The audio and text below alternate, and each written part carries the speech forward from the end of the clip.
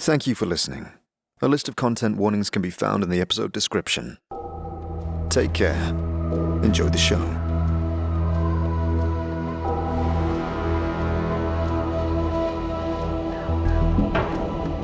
Planescape Torment, the Unofficial audio series. A narrative let's play adapted and produced by RevocerGM. Combining in-game audio with additional voice acting through dialogue and descriptions to improve your listening experience. Rediscover the amazing story of the 1999 cult classic isometric video game, Planescape Torment, like you've never heard before.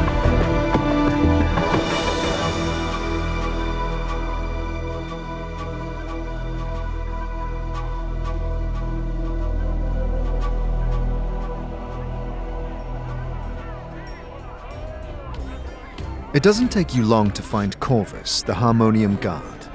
With his bright red shiny armor that somewhat resembles a boiled lobster, he clearly stands out amongst the soot and smoke of the open-air market.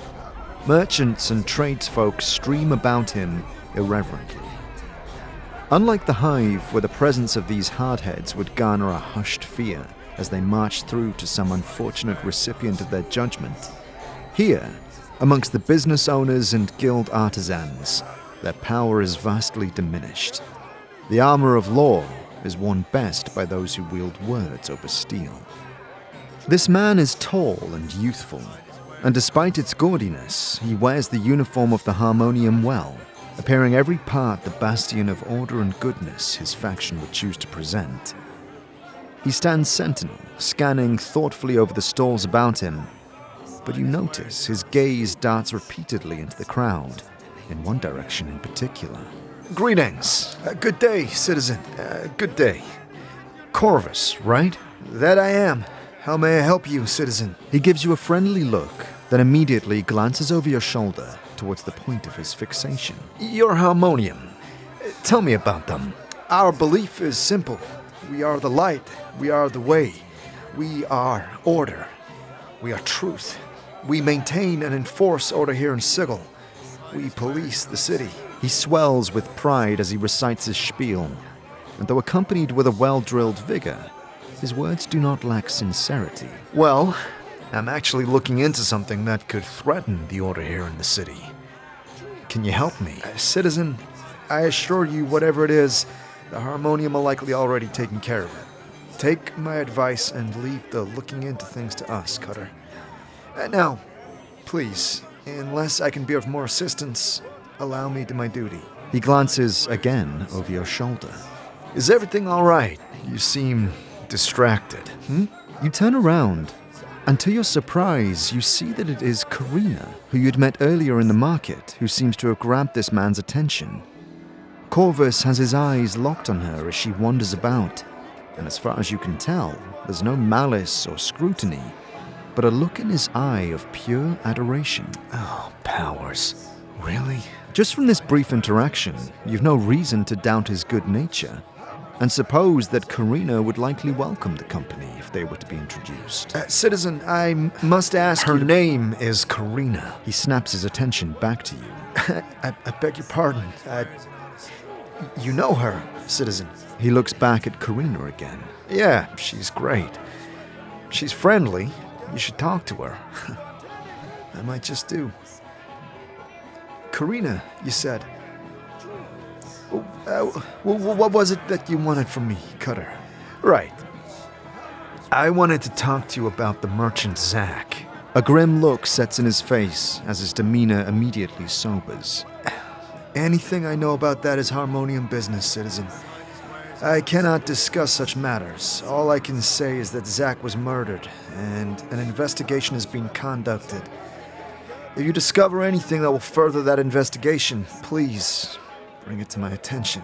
Do you know the lender, Byron Pickett? He frowns and nods his head. Yes, I am familiar with Byron. What can you tell me about him? Officially, nothing. He pauses for a moment. Unofficially, he is suspected of being behind most of the criminal activity here at the market. Anything else? Yes. I would not turn my back to him. then I would think twice about being anywhere alone with him. He lowers his voice. His list of suspected crimes is quite long, including, in my opinion, the murder of the merchant Zach. What about the name Lenny? That mean anything to you? Lenny? Yes, I know a citizen around here who goes by that name. What can you tell me about him? Again, officially, nothing. Unofficially, he is a thief, and a good one. A master, I would say. Although he is a thief, he seems to have some ethics. He has never been suspected of assault or murder. He has managed to avoid the law on numerous occasions. He pauses, and a slight smile illuminates his face. Anything else? Yes. I would not be afraid to turn my back to Lenny. And there are a few people I can say that about. He shrugs. That is all, friend. Thank you. As I said, citizen, the Harmonium are on the case. But if you do go looking, be careful. All right, I will. Farewell. As you leave, you notice Corvus take a deep breath and begin walking towards Karina as a warm smile beams across her face. They'll get on just fine. After a few moments, Annah emerges from the crowd and rejoins you from her spree within the market. There is a bemused look on her face as she approaches. What's this? What? I sent you off to snag some junk and find you yapping with the harmonium? You trying to get caught? You should have seen him earlier when he tried to loose a few coins from some chit. You were one step away from buying her a friendship bracelet.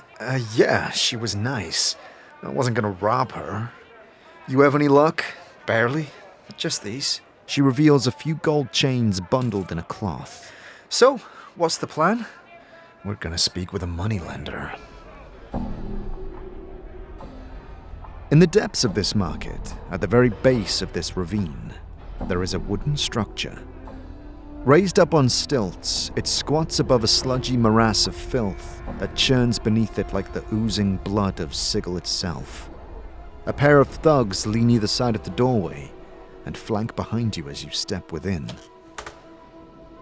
Inside, you see a well-dressed middle-aged man. He is standing before a window and seems to be scanning the crowd outside with a practiced eye. He notices you enter and gives you a quick once-over. Greetings. He smiles at you and gives a barely perceptible nod. I'm Byron Pickett, moneylender. May I help you? Moneylender? Yes. I cater to the needs of merchants. Want to start a business? Keep one afloat that's down on its luck? Or perhaps expand one? In whatever case, you come to me for the funds. He looks you up and down. Though I doubt that you are a merchant, sir. So, what can I do for you? I'm a merchant. Byron smiles and looks away for a moment. A merchant of death, maybe. But not the kind I do business with. He frowns, his gaze boring into yours. If you insist on monopolizing my time, please come to the point of this visit. Tell me about your business. He shakes his head and seats himself behind a large wooden desk. I see no reason to. No. You obviously are not someone I would likely conduct business with. Perhaps you should leave. Or tell me why I might be mistaken. I have some questions. You pull out the bundle of jewelry Annah had acquired from the market. Byron's eyes gleam at the sight of the gold. Very well, make it quick. What is this place? Not from Sigil, are you? How'd you guess?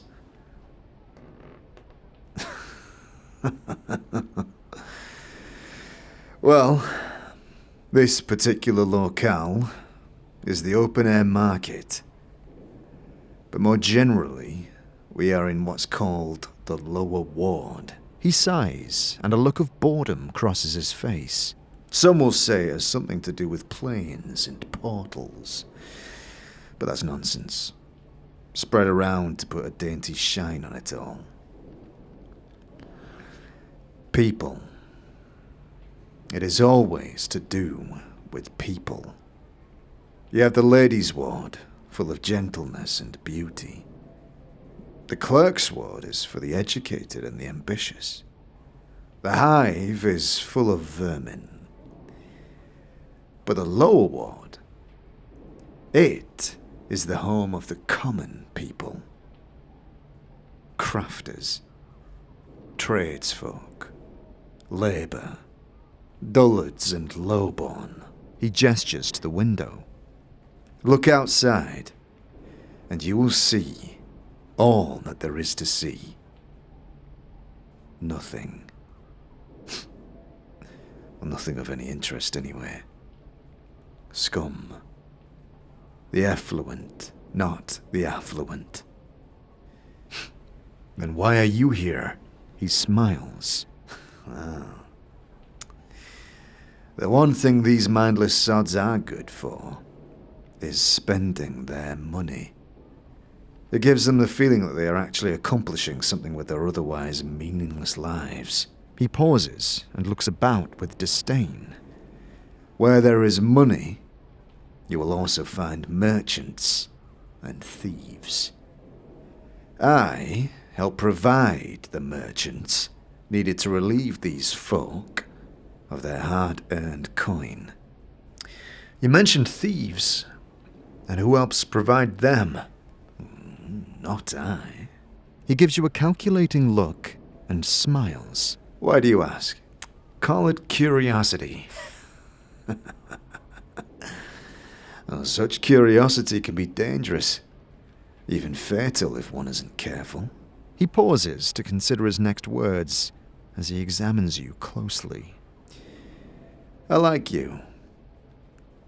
You might want to talk to Lenny. You can usually be found lurking near the Spikewood entrance to the market. Tell him I sent you. I might do. Tell me about this open-air market. You run this place. Run it? No. Each merchant is self-dependent. Of course, many of them need funds to set up and keep their forges hot. No. It's an excellent market, one of the best in Sigil. Caters to just about every need. Well, nothing all that exotic is available. These sods can hardly afford such items. But it is a decent market, nonetheless. I hear it's been having trouble lately. Merchants disappearing. Attention from the harmonium. Not as decent as it may seem. Oh? And can any one of us be held accountable for the sins of a city such as ours?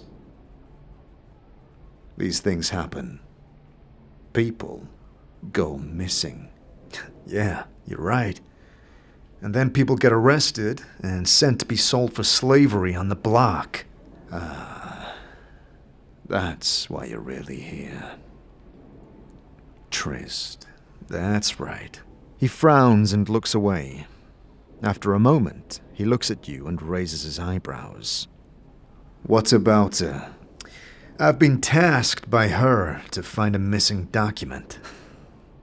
There is no missing document. That was a ruse, instigated by Tryst to cast doubt on her debt.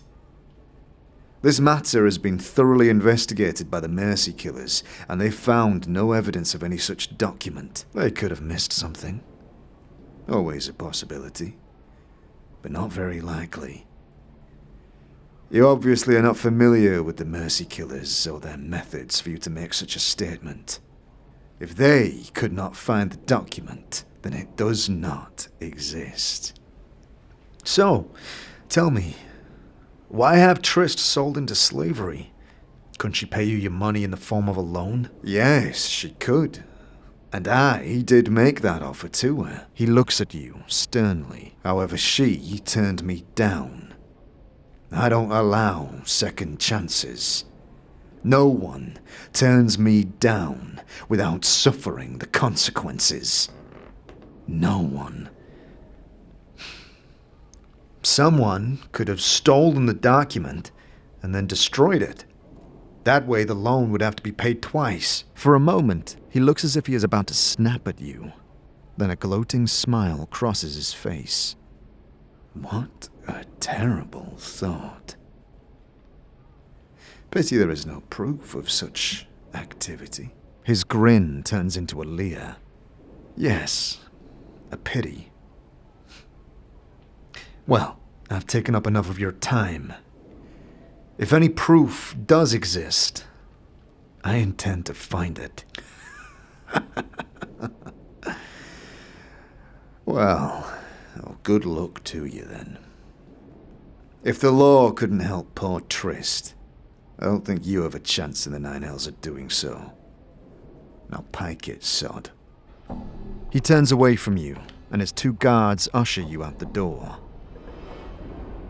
As you make your way towards the entrance of the market, you get the feeling that you are being followed. You've no doubt that angering Pickett was a dangerous plan, but it's clear his involvement with Trist's arrest was more than just as an unpaid lender. It's also clear he's confident that without evidence to the contrary, the law will back up his claim. Back up towards street level, this close to the foundry, the harshness of the smog immediately hits your lungs. Most passers-by have wrapped their faces in masks to keep out the worst of it, though you are not sure how truly effective that would be in the long term. Scanning about, you see a gang of younger citizens clambering over some wrecked piece of machinery amongst a large pile of discarded scrap metal. Most of the pieces seem beyond salvage. As you approach, a small child with pale yellow skin notices you and signals to the others. You see that they have a rash that covers the exposed areas of their skin. Greetings. I don't mean to disturb you. I'm looking for Lenny. This kid looks exhausted. They flick their tired eyes towards a feral-looking man in shoddy clothes. The others slink out of sight as you walk towards him, and he begins eyeing you warily. Greetings. He looks you up and down, then glances about. Returning his attention to you, he gives you a wicked grin. You best have a good reason for disturbing me, Buck. Lenny, right? I have some questions. I ain't no tout. If you got questions, go find one of them. His smile broadens. Yeah, you best push off before I have to bleed you. What if I told you Byron Pickett sent me? He stops smiling and examines you for a while, his eyes lingering on your scars, and then he swallows slightly. After a moment, a frown settles on his face. You think he's nervous. Pickett? Sent you? Why? He said you could answer some questions. He frowns. What do you want to know? His shoulders tense and his fingers stroke a blade at his hip. I want to ask you about the papers you stole from Trist. He swallows hard and stares at you. It looks like he is ready to either run or strike you. He places one hand on his hip in a nonchalant manner, but you can tell he is wound as tight as a spring. I don't know what you're talking about, Buck. You'd best be off. You know what I'm talking about, Lenny. Byron had you steal some papers from her. I'm here to collect them. He tries to match your gaze, but cannot, the corner of his eyes twitching and tearing up ever so slightly. Collect them? Nah, I destroyed the papers after I nicked them, just like Byron told me to. With this, he feigns confidence and squares himself towards you. Really? Then why are you so nervous, Lenny? Let me guess. Byron thinks you destroyed the papers, but maybe you didn't. Maybe you kept them. A little blackmail material, perhaps. He stares at you for just a moment, then suddenly turns to run. But just as he does, you leap forward and grab him by the arm, holding him tight. He struggles for a moment, but is trapped in your grasp. Finally, he goes limp. All right, I didn't destroy them. I'll give them to you, just let me go. You loosen your grip. Why'd you keep them, Lenny? Blackmail, I assume? He snorts and gives you a defiant look. I kept them so I could turn stag on your boss and keep Trist off the block. He shakes his head. Blackmail my ass. Why turn stag on him? I may be a thief, but I do have some standards. I won't kill some poor sod, and I won't do what Pickett did to Trist and her husband. But I guess that snake wins again. He shakes his head and looks away. I told your boss that what he was doing was wrong, and he laughed at me. I see. By the way, Byron doesn't actually win. What do you mean? Trist wins this one. Pickett is not my boss. I'm retrieving the document for her. He stares at you in disbelief. You serious? I thought... But you said... He watches you closely for a moment, and then laughs. You gave me the peel so I'd spill the chant to you. Well, good job, Cutter. Let's go get the papers, Lenny. He shakes his head sadly. I can't. I got them holed up in the warehouse now.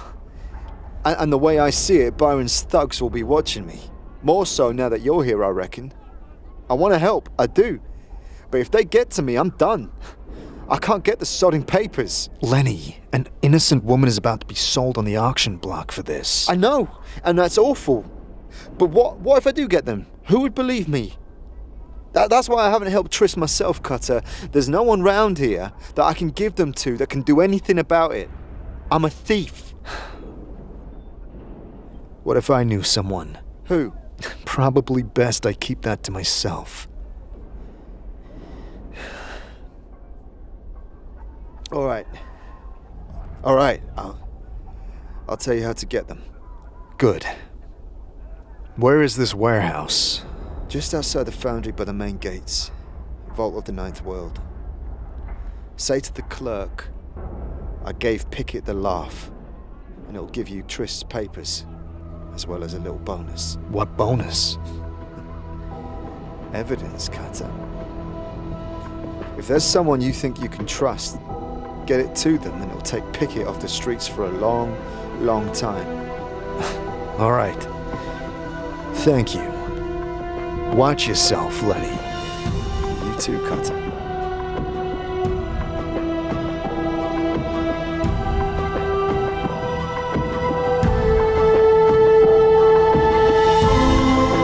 Thank you for listening to Planescape Torment, the unofficial audio series, a RevocerGM production.